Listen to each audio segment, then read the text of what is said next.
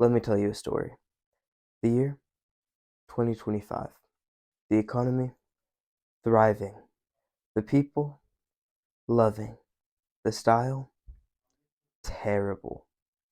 How are you still wearing Tim's when you could be wearing Supreme? I might just be messing around, but still, the fashion trends of 2024 have aged terribly. In the pursuit of the perfect baggy jeans and the crop boxy tee, I feel like we've really lost our sense of self in fashion. I mean, fashion used to be all about the graphics and the color and like the uniqueness of it all. But nowadays, nothing really has color. Everything's earth tones, very bland, boring. We've really just lost that uniqueness that we used to have in fashion. The last time I believe fashion was truly at its peak was the hypebeast era. There was so much exclusivity and such a sense of community with everyone lining up for the newest Supreme drop. And they would drop anything. There were crowbars, fire extinguishers, bricks, and people would just want it because of the brand name. I'm wearing a Supreme shirt right now, and nobody really cares about these name brands anymore. Supreme used to be a status symbol, and now it's just a dead brand. It used to be impossible to get a new Supreme shirt, but I have a lot of Supreme now. Like, it just used to be such a big thing and used to be a status symbol, but it's lost all of that meaning now. And Supreme isn't exclusive to this. Bape and Jordan and like all of these other brands have really just lost their way. I think this is in big part due to the thrifting craze. The idea of finding your new favorite shirt for like $5 is just a really nice thought.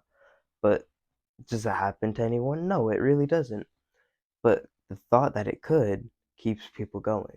And with all of this, fashion is cycling into this new archive thing where Rick Owens, Balenciaga, all these super expensive brands are getting a lot of recognition, and people are paying thousands of dollars for new pieces.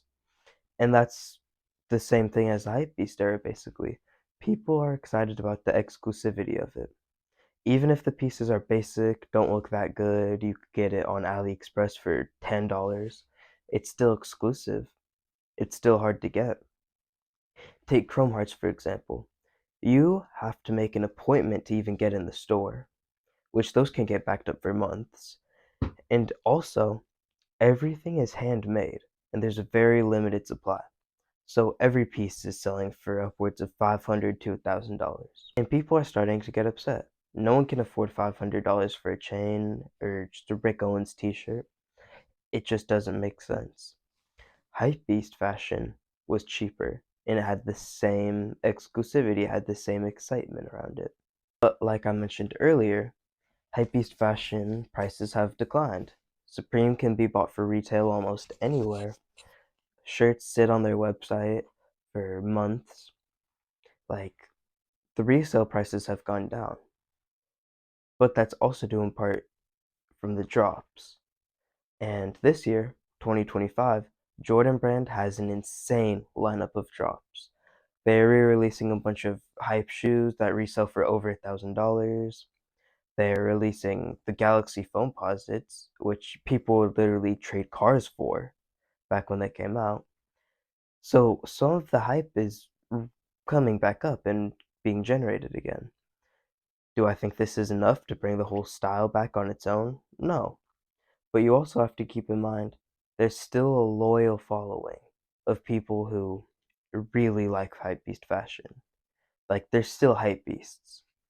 But now that we've gone through the proportions of everything and the fit, and we've reached the perfect fits, I believe that we're going to start working on the brand names and the logos from now on. This is all my opinion. I'm not going to guarantee or deny if any style is coming back, but for me, you can be sure that I'll be out there watching Kai Somar videos with my Bape shirt on, my Bape jacket on, and my Jordan ones. Have a great day.